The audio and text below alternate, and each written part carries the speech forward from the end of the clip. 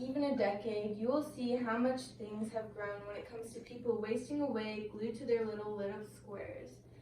It is ridiculous how much surrounds this issue.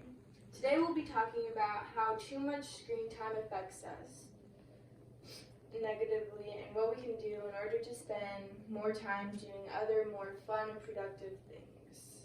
At the end of my speech, you will be equipped with the information that you need to make a personal decision regarding whether or not you want to be wasting as much time looking at the measly little screen as before, or exploring something other than that. By using extensive research and credible sources such as official government statistics and texts, I've diligently collected and condensed my knowledge about screen time activities into this speech so that I may properly inform you. We live in a society whose main marketing revolves around social media, and they will do everything that they can to try and suck you in. Social media and screen time is not as fascinating and crazy as we make it out to be. There are actually a lot of bad effects that it can have on us. So let's discuss these screens that are seemingly all of our new favorite toys to play with day and night. How big is this issue of spending too much time staring at bright boxes? First, let's discuss how many people own a phone or a TV. According to Pew Research Center, 95% of Americans own some kind of smartphone, which is 3 times the amount of even a decade ago. That goes to show just how much things have been evolving and how much use is coming from it. The technological industry seems as if it is absolutely thriving. There are so many different forms of this, including video games, movies, and thousands of apps. A survey mentioned in study finds tells us that the average American spends about 7 hours a day on their phone. That is crazy to think about because that takes up over half of your waking hours. And to think that this is an average is pretty scary. Reflecting back on the past few days for myself has got me wondering just how much time I am truly wasting on my phone. Another thing to point to is where we see this issue. Most Americans have seen their screen time increase a lot and continue to see them increase. The screen is such a convenient and easy thing to go to that it can be an unhealthy habit that allows them to escape from reality. People of all ages are being seen on their phones more and more, and almost all young adults check their phone immediately after waking up. So now that we know a little bit about how much time we're spending staring at screens, let's talk about how this has become such a negative issue.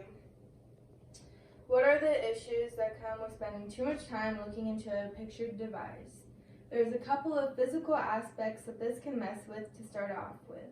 Being on your phone too much can make it so that you do not get enough sleep or have a hard time falling asleep in itself. The Active Health Organization talks about how the blue light emitted from digital screens interferes with the production of the sleep hormone, melatonin, in your body. This means that turning your phone off a few hours before going to bed is sure to help you become better rested. Excess time with this said activity can cause soreness and pain in your neck and shoulders with how hunched over that people tend to be while doing it. It can also cause permanent eye and retina damage, and that can become irreversible. It can even cause blurred vision, and no one wants to be able to not see well. There are many mental effects that come from it as well, considering that using devices such as TV is a solitary activity that can create some issues when it comes to socializing. Not being able to interact with others is a big problem that can make simple day-to-day functions a lot more difficult than they need to be. Next time that you're scrolling through Snapchat or Messenger, ask someone to hang out. That way you can get some real-life social experiences. Active Health addresses the fact that screen time can literally shrink your brain's gray matter, making you lose cognitive function or making it more difficult for you.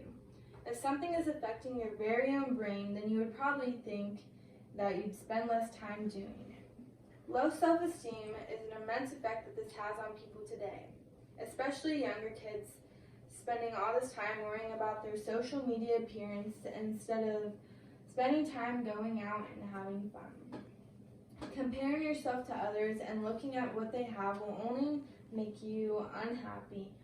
Next time that you're on your phone, ask yourself what you are getting out of it, so we know what the issue is with too much screen time has reached and are aware of a few of the many negative effects that it can have on us.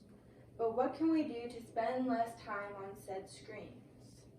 Here are some steps that you can take in order to help get up and off of them. There are many alternative activities to this that you may find to be a lot more fun.